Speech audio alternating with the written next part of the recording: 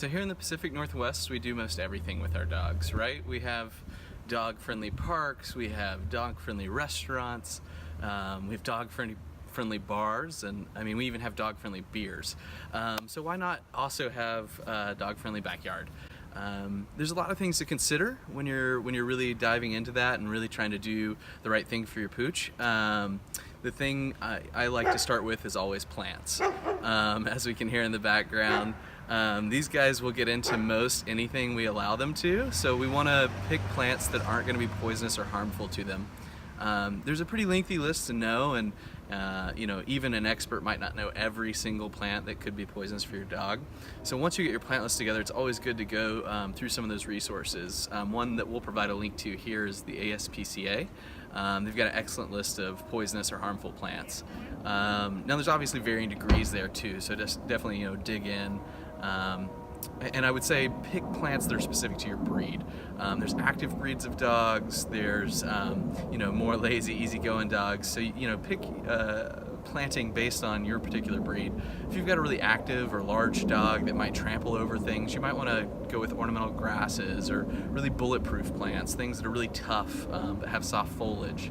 If you have a smaller toy breed or a dog that is going to stay pretty tame in the yard, you can take on more chances. You can do a little more variety, a little more delicate planting.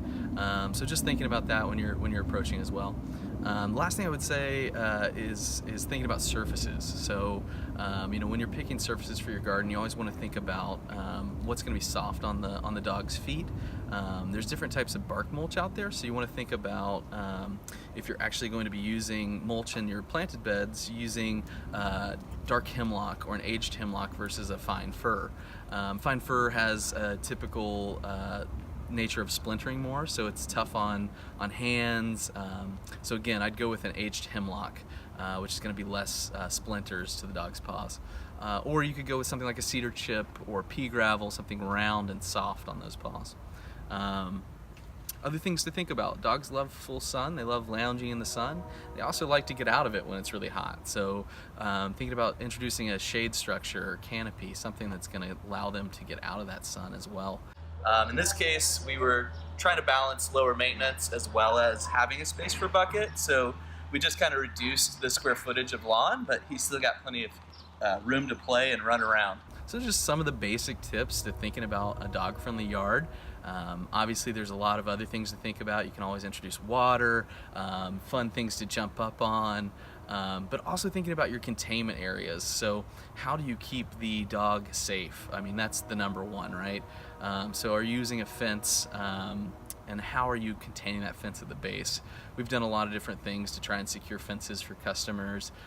You can use a welded wire mesh at the bottom of a fence. You can do a small pressure treated wall so that the wood's not going to rot, but it's still going to keep the dog contained at the bottom of that fence. But as we know, they're all escape artists. We'll share some fun links and videos out there of dogs getting out, but those are some good tips to get you started on your way to making a really dog-friendly garden. So just remember, these guys are escape artists. Watch as this really smart shepherd jumps over our 6-foot fence we just built for him.